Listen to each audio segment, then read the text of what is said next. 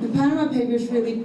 put Դիվեգեն Ռոգանն իր կես ժամանոց զեկույցը պատկերավոր օրինակներով էր կազմել, ինչու պայթեց Պանամյան սկանդալը, ուր հասան կայծերը եւ որտեղ դրանք բոցի վերածվեցին։ Արդյունահանող ճյուղերի թափանցիկության նախաձեռնության ներկայացուցչի պատմությունները իրական դեպքերի հիման վրա են։ Գլխավոր դերերում բարձրաստիճան պաշտոնյաներն են։ Գործողությունները ծավալվում են հարկային դրախտում։ Նայեք, թե Պանամյան փաստաթղթերում ինչքան շատ են նավթային, գազային, հանքարդյունաբերական գործերը, յուղալի պատառներ են։ Կարդացել եք, թե ինչ է գրել Գարդիանը Ուկրաինայի կոռուպցիոն սկանդալի մասին։ Ոչ, կարդացեք ու տեսեք, ինչպես է բացահայտվում բնական պաշարների նախարարի դիզած հարստությունը։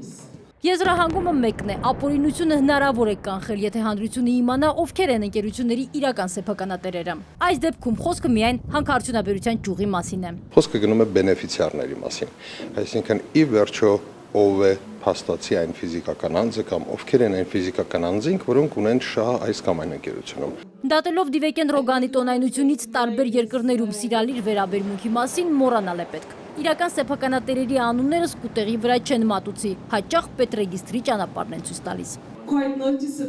Պետրեգիստրի տեղը գիտենք, կգնանք, հիանալի է, ապրեք։ Երանի թե իրական սեփականատերերի անուններն այդտեղ իրական լինեն։ Տեսնենք Հայաստանում ինչ մտահոգություններ կան, առաջարկեց Ռոգանն ու լսեց բարձրաստիճան պաշտոնյաների էթիկայի հանձնաժողովի ներկայացուցչին։ Արմեն Խուդավերդյանը նախ նշեց, որ մտահոգությունները միայն հանքարդյունաբերության ոլորտում չեն։ Ընկերության իրական սեփականատիրոջը բացահայտելու գործում ոչ պետրեգիստրը կօգնի, այդտեղ միայն ՍՊԸ-ներ են գրանցում, ոչ էլ իրենց հանձնաժողովը։ Հայտարարել նայելուց դուք ոչ մի բան չեք կարող հայտ բերել, հասկանալու թե ով է իրականում թաքնված։ Արդյունահանող ճյուղերի թափանցիկության նախաձեռնությունը սպասում է Հայաստանի զեկույցին, հանքարդյունաբերության լիարժեք տեղեկություններով, թույլտվություններից մինչև եկամուտների բաշխում։ Մինչև այդ կշարունակեն շեշտել մաքուր ձեռքերի ու սառը գլուխների կարևորությունը։ Շակե Ղազարյան, Ալբերտ Գալստյան, ժամը լրատվական։